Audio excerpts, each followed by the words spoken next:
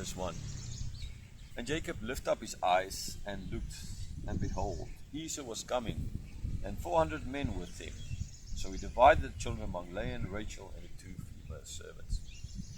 So we've seen before, when lifting up the eyes and seeing something, like Abram lifting up the eyes and seeing the mountain where they had to bring Isaac's offering, like Isaac lifting up his eyes, seeing Rebecca coming, Rebecca lifting up eyes, seeing Isaac. Every time this happens, we see that there is this something important happening, right? And where it's kind of as well climatic, where it's building up to something. Okay, that's like the end of the story. Like in that case, this is the end of the road for Abram. What's lying there on the mountain? Jacob and Isaac and Rebecca are lifting up their eyes. This end of the climax of the story. And in this case as well, it's like the climax of the story, because here is Esau now. So what's going to happen? Will God provide again like he provided for Abram, a ram instead of Isaac? Or is God not providing this time and Esau's going to kill Jacob and his whole family? So it's this building up of tension as well to this final conclusion. Jacob, as a result of that, of seeing his brother coming, now after already the previous chapter we saw him sending all these different gifts, he now divides his family up into groups as well. Okay, there's no real chance here of running away at this moment. Here now it's just a question of hope and pray kind of idea. Okay, so the dividing here of the slave girls, the slave or the servants and the servant women and their children, Bilhah, Zilpah, and then Leah, and then Rachel in this order, is not so much because, okay, if they attack them, then those can kind of sort of get away. There won't be time. A woman and children are not going to be able to run away from a marauding army. No, just no way. So this is more just again a way of trying to appease his brother. Verse 2, and he put the servants with their children in front, and Leah with their children, and Rachel and Joseph last of all. Okay, this is what we see, the servants. So we don't exactly know Zilpah it's first and Bilhah second, or is it Bilhah, Zilpah, or whichever, we don't know. But they were in the first group, then the second group, and then Leah's group, and then ultimately last is Rachel and Joseph. So we clearly see who is the most important to them. It's like the cherry and the cake kind of thing. Verse 3, he himself went on before them, bowing himself to the ground 7 times until he came near to his brother. So he didn't hide behind them, right? He went ahead of them, and as coming, he bowed 7 times. As well, it shows this deep respect, this perfect amount of times again, to peace, to show his sincerity. Verse 4, but Esau ran to meet him and embraced him and fell on his neck and kissed him, and they wept. So as Jacob is coming closer, bowing 7 times, he could finish that at least. And then Esau, he's not there, he's coming, he's running to him, he embraces him. And from this we actually can, if you look at the New Testament with the parables of the prodigal son, we see how the father was looking out for his brother with his prodigal son, and he came back and the father ran out to him, he hugged him, he kissed him, he prepared a big feast for him.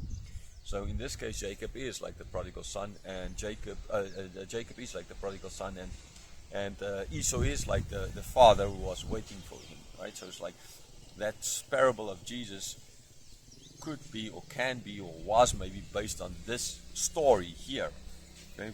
Just with a change in that this is now, it's still Esau coming back, Jacob coming back, right? Like the prodigal son he was, and changed in the process, like Jacob was changed in the process. But the father is now, Esau's now changed to the father, because ultimately, in a certain sense, he's going to say later on in this chapter, seeing the face of Esau is like saying God. Okay, so then God does become Esau in the parable of the prodigal son later in the New Testament. Okay, kissed him, wept. So clearly very, very glad to see his brother. Verse 5, and when Esau lifted up his eyes and saw the women and children, he said, who are these with you? Jacob said, the children whom God has graciously given your servant. Okay, so he's very happy to see his brother. Now again we have to say lifting up his eyes. Again, this climatic thing, right? What is going to happen here? Is this really all true from the side of Esau, or is this kind of just a first, like a smile, a kiss before stabbing in the back, like et tu Brut, okay, Brutus and Caesar, kind of, right? And then so he asked, who are all these? And Jacob answered, these are the children God gave me, graciously given to the servant, right? So servant, he keeps on, he's the servant, Esau the Lord. Verse 6, then the servants drew near, they and their children, and bowed down. So now comes the first servant, and the second, or they were in a group together. Again, we don't see, they would have been, if just the servants, there would have been 2, 4, 6 of them, 4 kids and 4 boys. But we don't know, maybe they might have had daughters as well with Jacob.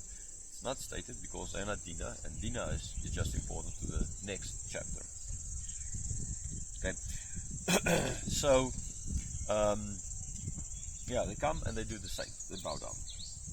Verse 7. Leah likewise and the children drew near and bowed down. And last, Joseph and Rachel drew near and they bowed down. Okay, so here as well, Rachel and Joseph. So Leah and her children, 6 boys, and daughter at least 1. And then Rachel and Joseph coming last. And all bow down. Verse 8. Esau said, what do you mean by all this company that I met? Jacob answered, to find favor in the sight of my Lord. Okay, so it's like, right, so all these things that came before and the message that was sent, right? What is the point of, why, what's the reason behind all of that? I'm again, either this is a question you're supposed to ask a question so that you can give an answer, although you know the answer, or this is just again Esau kind of not really understanding what's going on. Maybe not. It's I would say again impossible to say that Esau's just from lots of his actions it seems as if things didn't really get through to him. But I already explained that does not mean that he was stupid. It's just that might have meant that he was just not really caring about it. It's like if something happens in front of you and it's something that doesn't really bother you, you don't care about it, you might just plain miss it. But it's something you might care about that you will see, even if it's just very small. Okay, so this might be that as well. So we can't draw. It seems as if that Esau was just not the brightest cookie in the jar kind of idea, right? And then so therefore, but then could have just been a culturally supposed to ask, right? Cultural thing. And so Jacob said, yes, this was to find favor in your eyes, in your sight, my Lord.